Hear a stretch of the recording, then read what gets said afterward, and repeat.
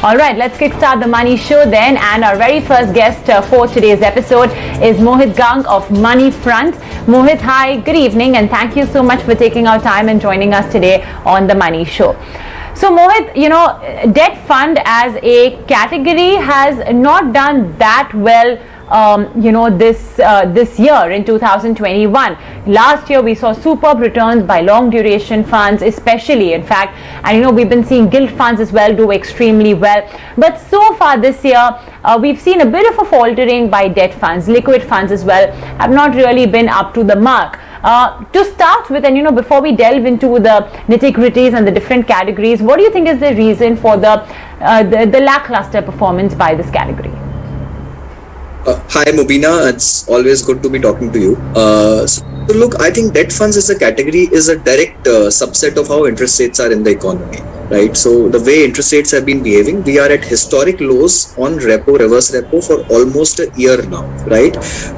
So given that background and the surplus liquidity in the overall banking system, debt funds have just not been doing great. Liquid funds have been delivering around 3.25. The overall YTMs across different categories of debt funds hover between a range of around 4 to 5.5%, right? So given that scenario, it's been very difficult here for debt investors if you are looking to beat inflation, right? Because the sole goal of investing in debt funds is to beat inflation by a reasonable benchmark, say 50 bips or around 100 bips. But that's not been happening on the shorter end of the curve. On the longer side, the gilts and other funds, they've all delivered supernormal returns last year. And now the 10-year yields or the overall long duration yields have been just at a rock bottom level. So from here on, it's very difficult ride uphill for debt funds, as you've rightly pointed out. Okay. Now, you know what? There are two funds. If I have to look at some data that we've got from Morningstar, there are two funds that are really standing out with more than 5% of returns so far this year. One is a floating rate fund, 5.8%, and the other is the credit risk fund. So let's start talking about the floating rate fund, which seems to be giving more stable returns compared to credit risk funds, because even the bottom performer has managed to eke out, of course, a very small gain, but nevertheless a 2.5% return. So to start with, tell us, what exactly is a floating rate fund? Okay, so yeah, you're absolutely on the point out there that floating rate and credit risk funds have actually done very well for this year also. Now, floaters as an instrument is something which is linked to interest rates directly.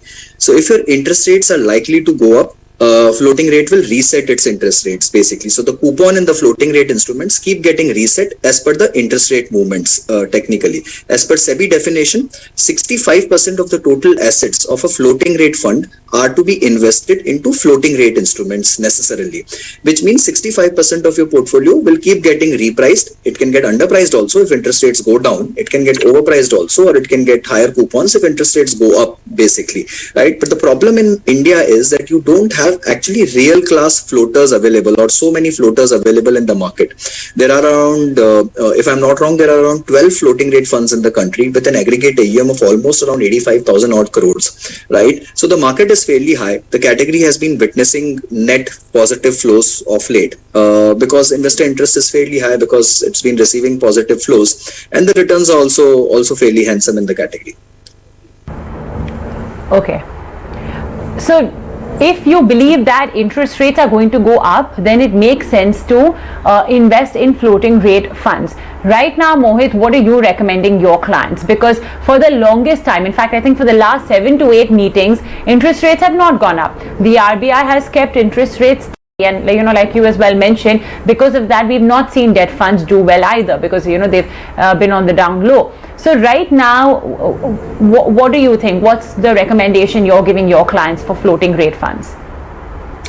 Look, Mubina, I think interest rates going up to our mind is a matter of when and not if. So rates will definitely go up, given that the bottom line indicators in the economy are looking extremely vibrant and positive right now. The economy is back on track, sectors are opening up, your inflation has been inching up. So it's a matter of time when RBI will actually start inching up rates, and that's the time when floaters will actually deliver much better returns than what it has been doing currently also. So our recommendation to clients will be, this is an extremely lucrative category. If you're looking to invest in debt funds for a tenor of around 1 to 2 years or 1 to 3 years, this category could be extremely useful in times to come.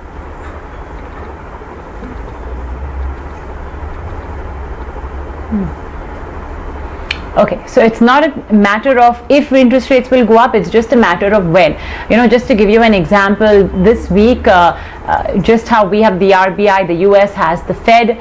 The Fed is in fact holding a very important event called the Jackson Hole Symposium, and that's where a lot of macroeconomists will be looking at, will be listening into to get cues on when the Fed will not interest rate increase, but cut down on the liquidity. Many are calling it as a precursor to a hike in interest rates, but the Fed has said no, that's not the case. But nevertheless, as the globe starts improving, and let's pray and hope that there is no third wave of COVID, there is a possibility that sooner rather than later, interest rates around the world, not just in India, will increase. And in such a situation, obviously, like the floating rate fund suggests, it will go higher. And clearly, Mohit, if we have to look at the returns, I think investors are already preempting that, if you could call it that, because floating rate funds have given great returns so far. Yeah, absolutely. So there are limited choices in the entire universe, and one has to be cognizant that the funds will have some amount of AA papers also, and plus all instruments are not necessarily true to label floaters. So they do a lot of swaps, interest rate swaps or overnight index swaps in the scheme to maintain that 65% allocation with SEBI mandates them to do. So these are not true to label floaters, but yet the instruments will keep getting repriced.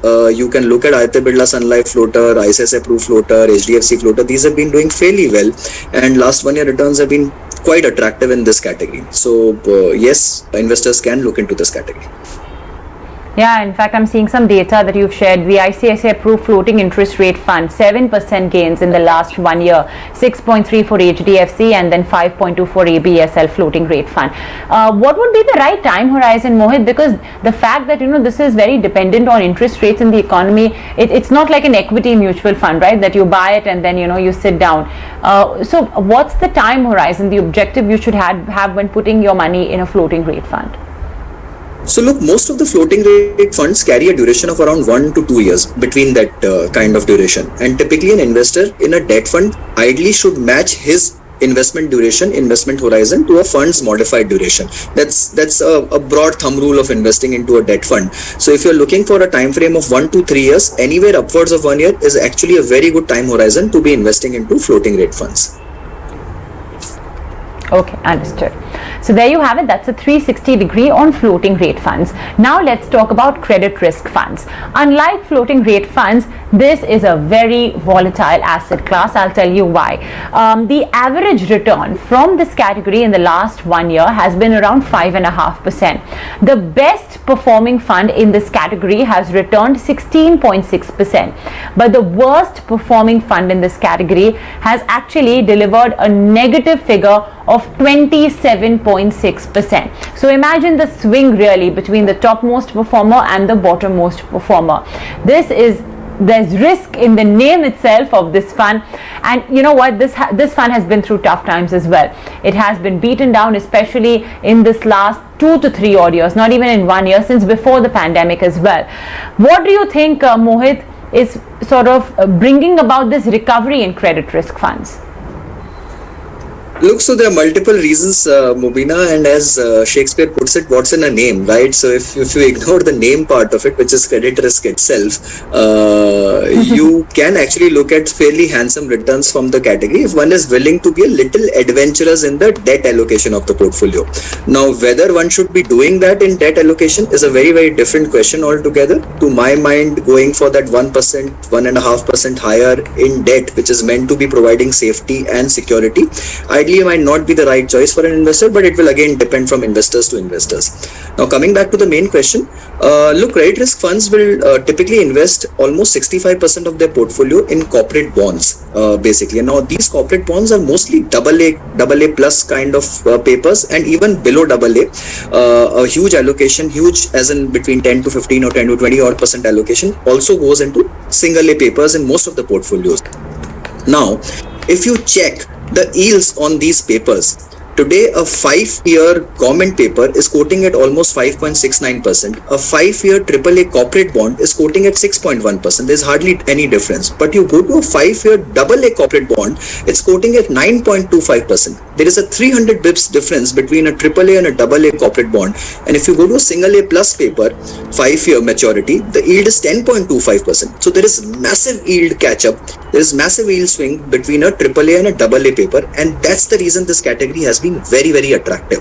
The yields are very high right now. These yields will compress. That will give additional capital appreciation in the portfolios. And even if the yields don't compress, the YTMs in the portfolios are very attractive right now for investors to get into, provided you are willing to take the credit risk on your portfolio. You know, when things are not hunky-dory for India Inc.,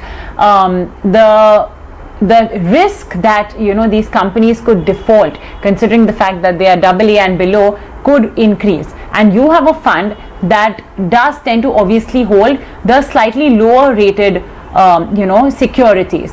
So, Mohit, should one really in a way look at the economic cycle or the growth cycle that the country is in right now before investing in credit risk funds? Do you think that could be a good determinant on when these kind of funds could deliver good returns? Look, Mobina, I think in investments, one thing is very common. You have to catch the lead indicators and not the lag indicators, basically. So if you're really looking for the economy to turn rosy and all good, the returns would have already been taken off the table, right? So if some has to really take risk in the debt, and I continue to repeat that phrase, that if you have to really want to take risk in debt, because there is a good amount of risk in credit risk funds out there. There is a risk of default, there is a risk of downgrade, there is a risk of delayed payments and so on and so forth. There is a lot of liquidity risk, there is a lot of duration risk also out there. So one has to be really cognizant. But if you have to take a plunge, then today is the right time when the economic indicators are about to pick up or they have already started picking up. The yields, as I showed, the difference between the AAA and a AA paper is fairly high right now in the economy. So that is the time when you really would want to capture those yields. And the category has started seeing some flashes of new inflows of late, not very high though. The category has shrinked hugely in last 3 years, but yes, some green shoots can be seen. Okay. Now I know, everyone's risk appetite and ability to take risk varies differently, but let's say someone who has, just about someone who's younger can afford to take more risk. How much, Mohit, would you recommend he or she allocates to credit risk fund then, right now? Look, in part of your debt portfolio, I don't think so it fits as a part of your debt portfolio because it's fairly high. Debt is basically to provide safety and cushion to your overall portfolio. So you'll have to consider as part of your, if not equity, but you have to consider it as part of your aggressive portfolio, for lack of better words out there, right? And one has to, I don't know whether taking an aggressive call on debt is the right strategy or not. Ideally, I would, as a personal choice, would want to go for aggression in my equity portfolio, not in my debt portfolio, right? But if someone has to take that call, 5 to 10% allocation can be justified.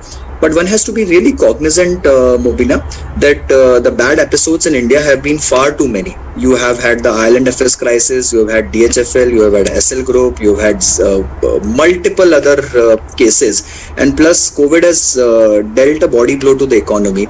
So the real economy is still undergoing some pain. And you don't know the extent of defaults which can happen or extent of delayed payments which can actually happen. So one has to be really aware of these risks before making such a choice.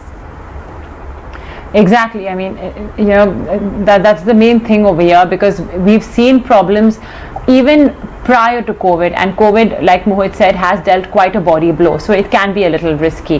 Mohit, would you advise senior citizens, retired individuals to invest at all in credit risk funds, given that income, of course, at this point of time is either zero or minimal? Not at all, Mubina. I think it's not a category for retired or senior citizens or for conservative investors at all. They should be looking at other categories of debt which are more conservative in nature, or which can give them steady returns. This is not a category for these kind of investors. All right, great. Well, you know what? We'll take on board some questions and queries then we've received from our viewers, and let's get straight to that. Our first question, is coming from a gentleman called Kishore Kumar. He says, what's your take on the ICICI multi-asset fund dividend payment option? Your view and review. I was holding it for the last 3 years. It's given me around a 20% return. Can I hold for long, or shall I go for some other fund which you think has the potential to deliver steady returns? Well, a multi-asset fund does the job of asset allocation for you. It's got money in equity, debt, and even in gold. What do you think of this as a fund category, and also the ICICI multi-asset fund?